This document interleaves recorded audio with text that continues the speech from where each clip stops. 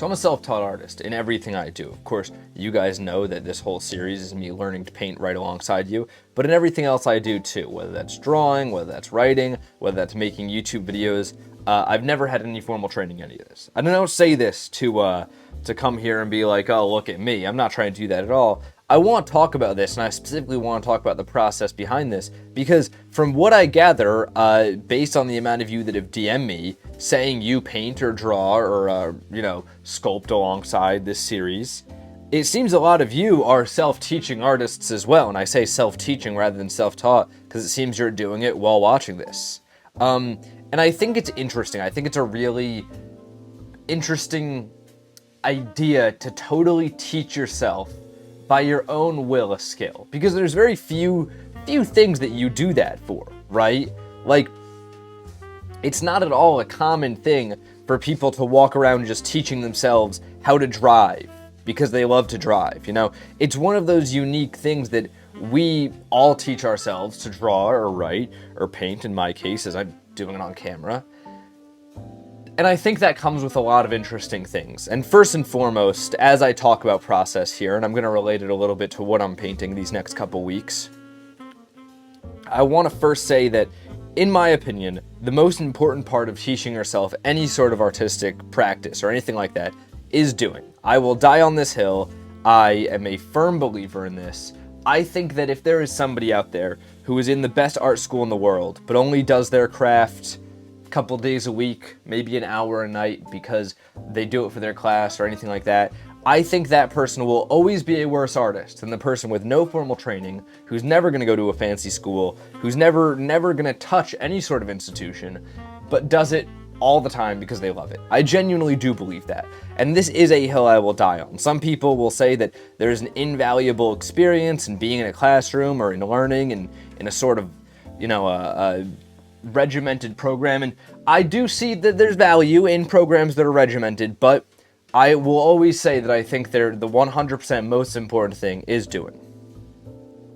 I want to come here today, though, because I'm coming into a new series in Paint&Talk. For those of you who don't watch Paint&Talk every day, I like to do different types of painting and things like series, right? So for a while, for the last 2 months maybe, I've been in this thing called the deconstruction series, where I was trying to deconstruct portraits to get a feeling out of them, right? I really enjoyed the series. It was my favorite so far. I'm stepping away from that series now because I want to try and get better at some of the other skills around it, and I feel that I've maxed out what I can do with that series. Now I'm stepping into a series of color, and I'm warning you all right now, this is probably going to be the least flashy series to ever be on this channel. I was debating doing this completely off camera, but I set out at the beginning of Paint&Talk with the goal of doing a series where I learn to paint alongside an audience, where you guys can literally go back and watch from the beginning until the end how I improved, what I did, and I think it's important to not just show like I'm doing just fun stuff that I think is cool, but also doing things like just experimenting with color palettes that's definitely less flashy. These paintings are not going to get any views online. I could post every single one of these and all of them would probably not do well, but I think it's important because I do want to teach myself how to get better with color. I do want to get better with color. I'm going to do it this way, right? I'm not extracting color palettes just randomly. I'm not coming up with these either. I'm finding color palettes from a reference book I have of color palettes. I want to be very open about that. If you see a series of 3 colors that you're like, that is beautiful, that's amazing, I did not come up with those 3 colors. I'm taking these from a book. I believe it's called the Japanese Dictionary of Colors. It's by a Japanese painter whose name escapes me. And it's a very famous book. I'm sure many of you might even own it. The reason I'm doing this is very specific, right? I don't think that I struggle to put down colors that look okay together, right?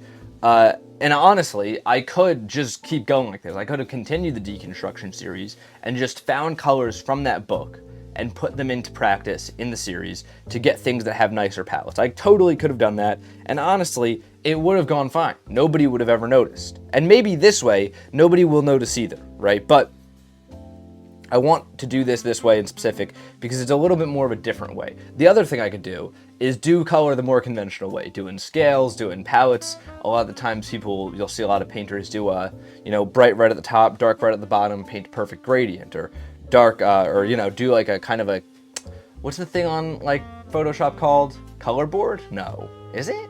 Color wheel? No, it's not the color wheel. The thing where it's like deepest red over here, black over here, white over here, black over here, where it's like a full spectrum of colors. You'll see a lot of people do this as drills for learning color. And again, this is what you would traditionally do, I believe, if you were in an art program. And that's actually the exact reason why I don't want to do it. Because, and this is me being a stubborn person who, wants to do things their own way, of course, but, that's why I'm here.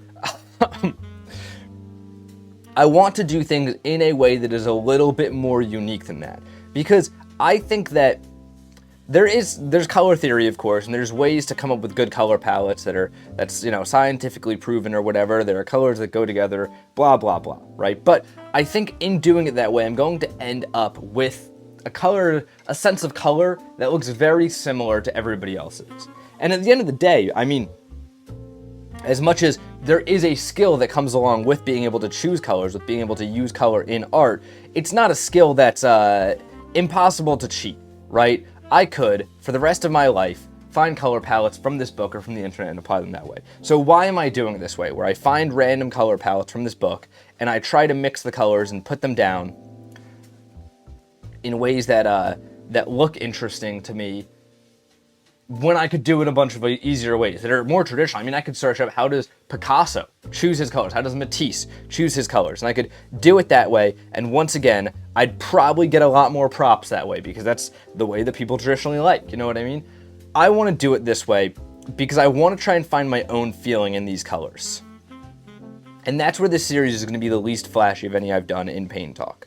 Because I want to lay down my own colors every day that I choose from this book, right? I want to mix them myself. I want to organize them in ways until I can develop my own sense for color. You see, if I just took these colors and applied them or did things in a more traditional way, I would understand a sense of color, but it's not my sense of color, right? I want to take all these and keep putting them down until I finally get a composition, a color palette that I feel something in. You guys know by now, if you've watched a good amount of these, that I do art completely off feeling. I don't like the idea of doing art based on like, okay, this is the approved way to do it, this is, the anatomically correct way. I think all that stuff is great, and I find it very impressive when other people do it, but for me, I think I just want to find feeling. If I wanted technical skill, I could commission art, you know what I mean? Like, I want unique feeling that embodies what I find in myself in the art. That's what I find interesting, that's what I like about art. That's a huge part of the deconstruction series. I just wanted to put a ton of feeling in the eyes and let them frame the rest of the painting and give me a feeling within those paintings. I liked it, I really did. I thought that was a great series. I really enjoyed it. And I'll come back to it one day because of that. But the point is, I want to put down these random colors until I can find my own feeling in them, until I can truly get my own sensibility through random exploration. That means that there's going to be probably 200 of these canvases. I'm exaggerating, not actually 200. I would never put you guys through that. But there's going to be a lot of these canvases that are just not interesting. Very boring canvases to look at. A lot of days, it'll be more focused on the talking than the painting. And I'm actually going to make a little compromise here that I'm going to get to in a second, because I recognize that the paintings aren't going to be as interesting while I'm just exploring these different ranges until I find colors that I like. And I hope that you guys understand that I don't mean this in an exactly literal sense. Like, I don't mean that I'm going to just, like, keep doing color palettes until I'm like, I'm a real big green guy, I'm gonna just painting green for them. That's not what I mean. I mean, like, what I want to find that hidden element that I can put into an eye that I find interesting in an eye. I want to try and find that element in colors, because that's what I'm lacking right now, right? So it's not going to be the most literal process, and I understand it's going to be boring, but I'm going to try and, one, make the talking around it more interesting, because I do understand this is going to be a very, very long and tedious series, and maybe you guys will enjoy seeing these color palettes get done, but I understand too, you want something a little bit more dynamic sometimes. So for that reason, I'm going to try and make the talking more interesting. I'm also going to take this as an opportunity to do something I've wanted to do for a while, of increasing the quality of these. This has been the exact same format for 172 days now, and it's been awesome. And I think that I'm very happy it's been that way, because I got to focus in on the painting, I got to focus in on the talking, and I wouldn't be where I am right now without it, right? Without having this format be so repetitive. However, I want to increase the quality here. I really do. I think that the biggest struggle in YouTube is oftentimes, or any sort of content creation, maybe even in art, I guess this is a discussion for another day though, if it says art as a whole, is finding a sustainable level of quality that you can repeat over and over again, right? So this series, Paint and Talk, that you've been watching, where I do this every day, is at like a very sustainable level of quality where I can do this every day, and even on the worst days, the videos will be the same general quality as the other ones, right? I want to, while I'm not focusing on making these paintings the most insane things on earth, and I'm just trying to lay down color palettes until I can find feeling in them, I want to take that as an opportunity to work on the exterior elements around this. So that means increasing the quality of the microphone, which is something I've tried to do for a while. I'm hopefully at one point going to add another camera in here somehow so we can get more angles of the painting. I want to also sometimes maybe do subtitles. I'm interested in doing subtitles. I don't know. I know people go back and forth on those, so that'll definitely be one of the last ones. I want to add an intro. I want to add more logo branding. I want to work on the thumbnails, the titles, all these things. And I'm going to take the opportunity to do that. That's going to be my little compromise with you guys for sticking with me through a series like this. Is going to be so boring. But moving back on the subject here of self-teaching yourself art, why do I mention all this? Why do I mention the way I'm going to teach myself these color palettes and this random idea that I had? Why am I telling you all this? Not because I think it's some amazing idea that you should all do. I actually don't think you all should do it. I think none of you should do it, unless you really want to. I talk about this because I think that when I was thinking about it, when I was thinking through this whole series, right, originally I wasn't even going to make a paint and talk about it. I wasn't going to discuss it at all on here, because I think it's better to just do. But I think there's something interesting in here that a lot of you might be able to relate to about why it's so great self-teaching yourself art. Because there's no two ways. There's one of my favorite things about it, right? There are a million ways to become the best artist on earth. There's only one to not, and it's to not do.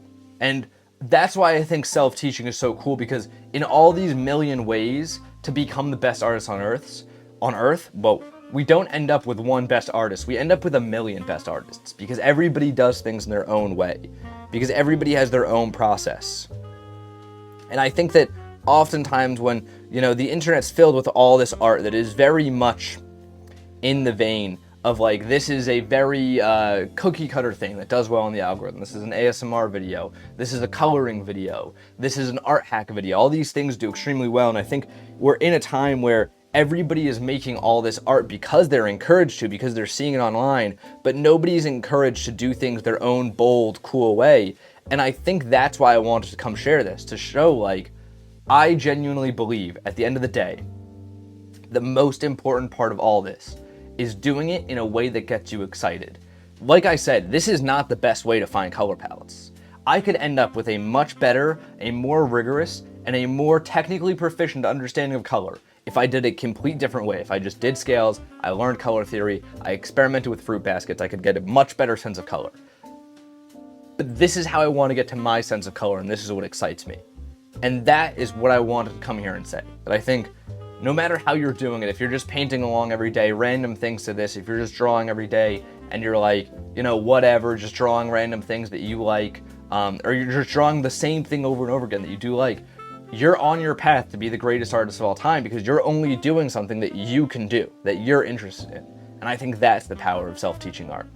This is the painting. It'll be up on the Instagram later this week. And until next time, guys, gals, and pals, my name is Max Dice. This has been Paint Talk episode 172. I'm here every morning, painting and talking with you all.